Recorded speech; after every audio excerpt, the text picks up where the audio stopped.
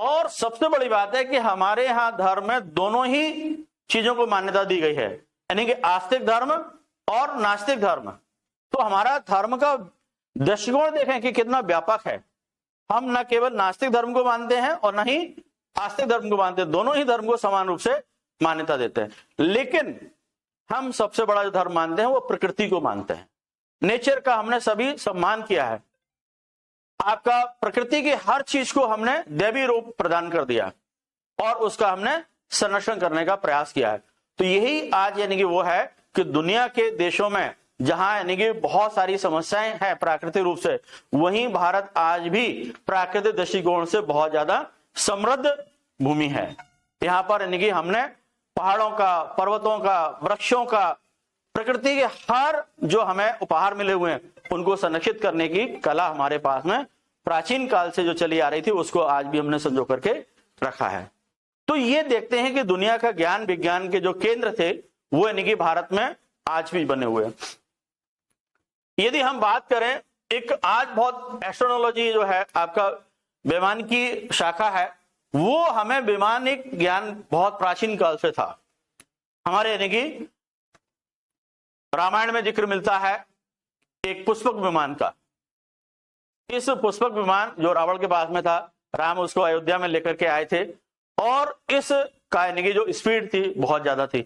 ऐसा एयरक्राफ्ट दुनिया में आज कोई नहीं बना पाया जो मन की गति से चलता हो। कोई बना पाया बताओ? इसके अलावा उसका जितने लोग बैठना चाहे उतने बैठते जाए, साइज बढ़ता जाएगा। आज भी कोई नहीं बना पाया। यदि हम सर्जरी की बात करें तो बहुत बड़ी क्रिटिकल सर्जरी आज दुनिया के कई देश कर रहे हैं, लेकिन हमने ऐसी कर दी थी जो आज भी संभव नहीं हो पा रही है। हुई कि नहीं हुई? गणेश जी की सर्जरी, एक इंसान के और यानी कि हाथी का सूंड लगा हुआ है, तो ये सर्जरी के माध्यम से संभव है। वो कहीं ना कहीं ज्ञान विज्ञान था हमारा, लेकिन उसको हमने आगे नहीं बढ़ा पाया। तो ये हमारा साहित्य में यदि हम बात करें, भाषा में यदि हम बात करें, तो हमने वेदों की भाषा यानी कि आपकी पर हम ये पौराणिक कथाओं को माइथोलॉजी बोलते हैं, तो हम बहुत तो यही है कि सही भी था या गलत भी था। क्यों गलत क्यों है? नहीं मतलब एक्चुअली में हुआ भी था या सिर्फ ये कहानी आया? ये तो ये भी होती है ना, कहानी नहीं है, ये सच्चाई है। लेकिन ये कि हम कहानी इसलिए मान लेते हैं क्योंकि वो आज हमारी सामर्थ्य में ही नहीं है।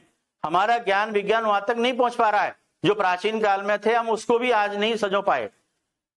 ये कहानी नहीं है, ये सच्चाई है।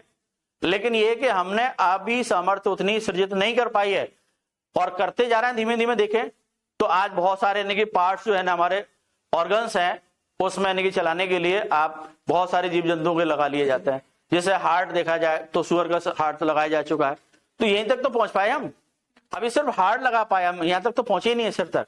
तो ये ज्ञान अभी हमें अर्जित करने की आवश्यकता है। हाँ बिल्कुल, जो यानी कि चिकित्सा विज्ञान के जो देवता माने जाते हैं अश्विन, उन्होंने बहुत बड़े बड़े काम किए। पैर ही लगा दिया था। अच्छा ये बताइए, चवन ऋषि का तो आपने सुना होगा, च्यवनप्राश आता है, वो ऐसी औषधि उन्होंने बना दी कि उसको आप खा लो। आज तो नहीं बना पाए, उस समय हमारी थी कि च्यवन ऋषि जो थे ना यौवन धारण करते थे, मतलब वो कभी बुढ़ापा ही नहीं आएगा उनका। तो कहीं ना कहीं वो हमारा चिकित्सा ज्ञान था कि नहीं था? तो ऐसे बहुत सारी चीजें हैं, लेकिन जब हमारे पास में उतना आज ज्ञान का सामर्थ्य नहीं है, इसलिए हम उनको कपोल कल्पनाएं कह देते हैं। और आप तो कहते नहीं है, आपको कहलाया जाता है। कौन? जो पश्चात देश है वो कहते हैं कि आप प्रमाण दो। तो प्रमाण सबसे बड़ी बात है कि जो हमारे ग्रंथों में लिखा गया है वो कपोल कल्पनाएं थोड़ी है, उस समय हुआ होगा तभी तो लिखा गया है। आज यदि कंप्यूटर के बारे में दिया जा रहा है तो कंप्यूटर आज चल रहा है। आज यानी कि एआई की बात हो रही है, आर्टिफिशियल इंटेलिजेंस की, तो वो लिखा जा रहा है। क्यों? क्योंकि है। तो उसमें ये चीजें रही थी, लेकिन ये अलग बात है कि हमने वो ज्ञान परंपरा का सामर्थ्य खो दिया था। आज धीमे धीमे हम फिर आगे बढ़ रहे हैं और दुनिया का मार्गदर्शन करने जा रहे हैं। देवों की जो भाषा आपकी संस्कृत भाषा, आपको पता है ये संस्कृत जो भाषा है दुनिया की सबसे ज्यादा साइंटिफिक लैंग्वेज है। आप पढ़े या ना पढ़े, आप ये कहते थे ये तो पंडित जी की भाषा है, लेकिन दुनिया में सबसे ज्यादा इसी पर रिसर्च हो रहा है, वो पढ़ने में लगे हुए हैं। क्योंकि आपके पास जो चीज अपने पास होती है ना, उसकी वैल्यू नहीं होती है, आपने वैल्यू करें या ना करें। आज देखते हैं संस्कृत भाषी लोग बहुत कम लोग रह गए हैं। संस्कृत भाषा एक उपेक्षित भाषा है हिंदुस्तान में ही, जबकि दुनिया के देशों में इसको सबसे ज्यादा आपका यानी कि यूज किया जा रहा है। आपकी कंप्यूटर फ्रेंडली सबसे ज्यादा जो लैंग्वेज है वो संस्कृत है, उस पर रिसर्च हो रहा है, लगातार हो रहा है, दुनिया के देश कर रहे हैं, लेकिन हम उसको वंचित किए हुए हैं। और बहुत सारी क्लासिकल जो हमारी लैंग्वेज है जो इसी परंपरा को आगे बढ़ाया, जैसे तमिल है, तेलुगु है, मलयालम है, कन्नड़ है, उड़िया है, जो आपकी साउथ इंडिया की ज्यादातर भाषाएं हैं, वो बहुत ही साइंटिफिक लैंग्वेज है। तो इन भाषाओं का अध्ययन हमें करने की आवश्यकता है। इसीलिए हमारी जो नई शिक्षा नीति आई है उसमें त्रिभाषा फॉर्मूला रखा गया है, और उसमें यह भी कहा गया है कि हर बच्चे को कम से कम 2 भारतीय मूल भाषाओं का ज्ञान करवाया जाए, और वो एक उसमें क्या होना चाहिए, उसकी मातृभाषा होना चाहिए। तो ये संस्कृत के ज्ञान विज्ञान को आगे बढ़ाया जाना चाहिए, जो सभी भाषाओं की, भारतीय भाषाओं की जननी है। और देखा जाए तो यूरोप की कई भाषाओं की जननी है। आप देखें जर्मन भाषा के बहुत सारे जो वर्ड्स है ना, वो संस्कृत से मिलते जुलते हैं। अंग्रेजी के, लैटिन के, बहुत सारी भाषाओं के जो शब्द है ना, वो संस्कृत से निकल के गए हैं। जी, भारोपी भाषा जो परिवार है वो संस्कृत से निकलता है भाई। तो इतनी सारी ज्ञान परंपराएं हमारे पास में है, लेकिन हम उनको अक्षुण्ण नहीं रख पाए हैं।